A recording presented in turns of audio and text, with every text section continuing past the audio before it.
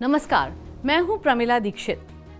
Film Kerala story में हम सब ने देखा है कि हिंदू लड़कियों को ट्रैप करने के लिए कैसे एक जाल बिछाया गया। मॉल में खरीदारी कर रही लड़कियों के साथ छेड़खानी हुई और फिर उन्हें बचाने का ड्रामा रचा गया। यानी एक सिचुएशन क्रिएट करो और फिर उस सिचुएशन का हल बनकर सामने आओ। बाद में फिल्म में ऐसी ही साजिश का शिकार हुई लड़की आतंकी संगठन इस्लामिक स्टेट की सदस्य तक बन जाती है।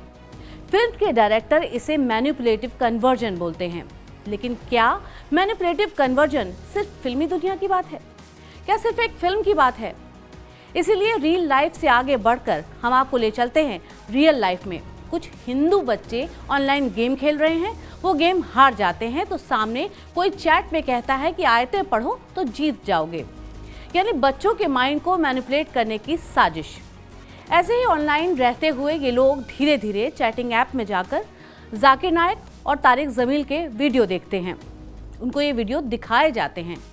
ऑनलाइन गेम में धर्मांतरण का गेम कुछ ऐसा खेला गया कि एक बच्चा 5 वक्त का नमाजी हो गया और मस्जिद जाना शुरू कर देता है। माता पिता पुलिस में शिकायत कराते हैं।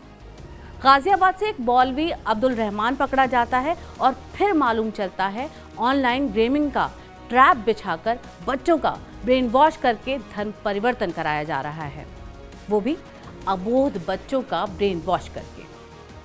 अभी तो लव जिहाद की बहस और उसकी शिकार हुई बेटियों की आत्मा इंसाफ मांग रही है, और उसके बाद धर्मांतरण के इस गेम ने उन सभी पेरेंट्स को दहशत में डाल दिया है जिनके बच्चे ऑनलाइन गेम खेलते हैं। ये ऑनलाइन गेम का नशा होना कोरोना और लॉकडाउन का एक साइड इफेक्ट है। उस समय बच्चे बड़े सभी ने तमाम ऐसे गेम ऑनलाइन खेले होंगे जिसमें आपको सामने वाले का नाम भी असली है या नहीं मालूम नहीं होता, वो किस देश का है, किस धर्म से ताल्लुक रखता है, ये हमें नहीं मालूम होता। लेकिन गेम खेलते खेलते कोई आपके साथ ही धर्म परिवर्तन का गेम खेलने लगे, ऐसे भला कौन सोच रहा होगा। लेकिन पुलिस बता रही है कि कोविड के दौरान ही ये बच्चे ऐसे धर्म परिवर्तन के गेम प्लानर के संपर्क में आए थे। सावधान हो जाइए, फोर्टनाइट नाम वाले इस गेम से क्या और ऐसे तमाम गेम भी हैं जिसमें आपको सामने वाले की पहचान और नियत का एहसास तक ही नहीं हो पाता।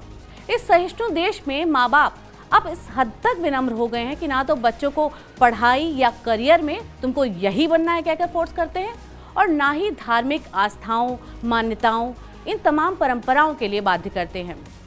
अटल बिहारी वाजपेयी की एक बात याद आती है। अटल जी ने एक बार कहा था कि भारत इसलिए धर्मनिरपेक्ष है क्योंकि यहाँ 80% आबादी हिंदू है। तो क्या ये कोशिश है कि हिंदुओं की अगली पीढ़ियों का ब्रेन वॉश कर दिया जाए? ये सवाल, ये शक इसलिए उठता है क्योंकि कुछ तथ्य हमारे सामने भविष्य की भयावह तस्वीर बना रहे हैं। बंटवारे के बाद से ही पाकिस्तान और बांग्लादेश में हिंदू आबादी तुलनात्मक रूप से लगातार कम हुई है।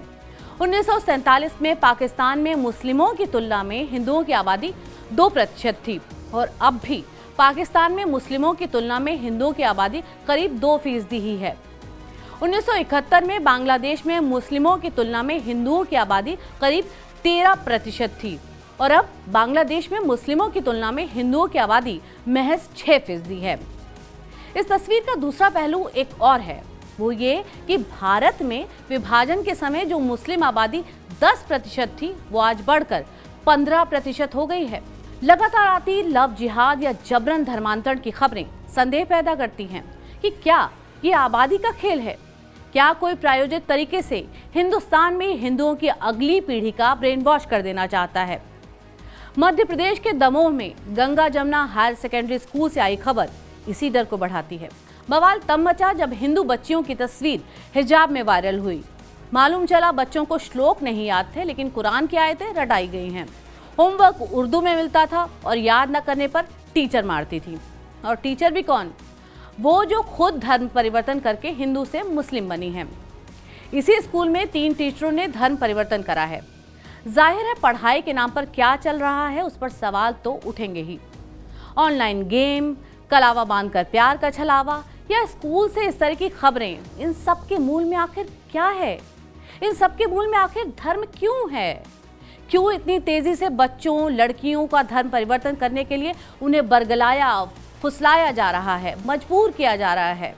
धर्म के नाम पर चल रहे इस अधर्म को कोई कब तक धार्मिक एंगल से ना देखकर महज आपराधिक मामला कहकर नजरें बचा सकता है।